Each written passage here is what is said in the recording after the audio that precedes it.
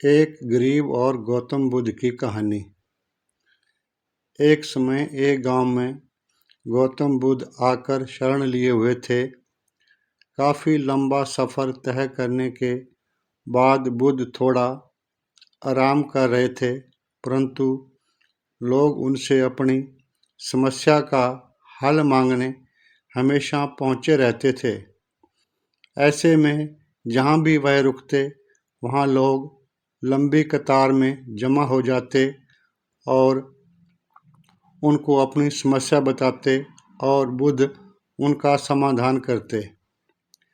उसी गांव में एक सड़क के किनारे थोड़ी दूर पर एक भिखारी बैठा करता।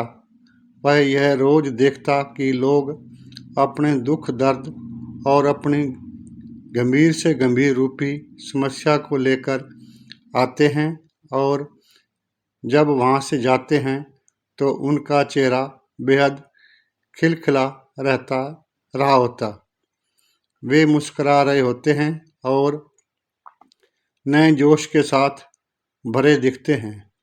भिखारी के मन में यह विचार आया कि क्यों ना वह भी बुद्ध के पास जाए, उन्हें अपना हाल कह सुनाए, परंतु वह डरता था।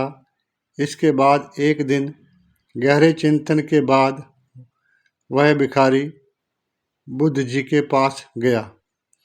लोग लंबी लाइन में खड़े रहे और एक एक कर अपनी समस्या का समाधान लेकर वहाँ से चले जाते।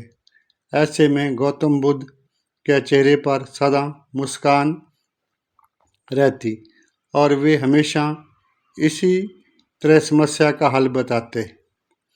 भिखारी भी जब उनके पास पहुंचा तो उन्हें प्रणाम करता हुआ बोला, हे भगवान, इस जगह पर सारे लोग खुश व समृद्ध हैं, पर मैंने तो ऐसा कुछ नहीं करा जिससे मेरे को जीवन का दुख झेलना पड़ रहा है।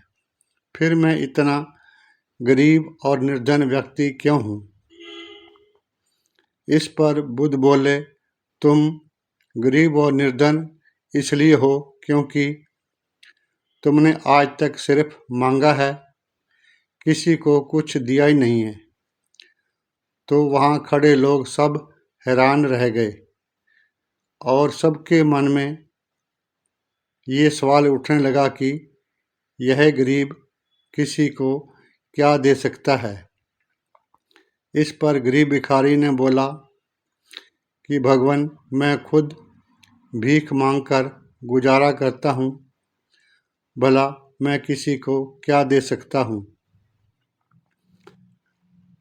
भगवान बुद्ध थोड़ी देर चुप रहे, फिर चुप्पी तोड़कर बोले कि तुम्हारे पास बहुत कुछ है, देने को ईश्वर ने तुम्हें बहुत कुछ दिया है बांटने के लिए, जिसमें सबसे पहले तुम्हारे यह 2 हाथ हैं, जिनसे तुम लोगों की मदद या सेवा के लिए इस्तेमाल कर सकते हो।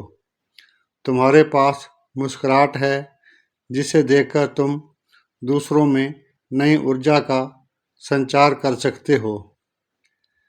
मुंह से 2 मीठी बातें बोल सकते हो। ईश्वर ने तुमको यह 3 चीज़ें दी हैं, उसको कभी कोई निर्धन और दुखी नहीं कर सकता है। निर्धन होने का विचार तो सिर्फ हमारे मन में पनपता है।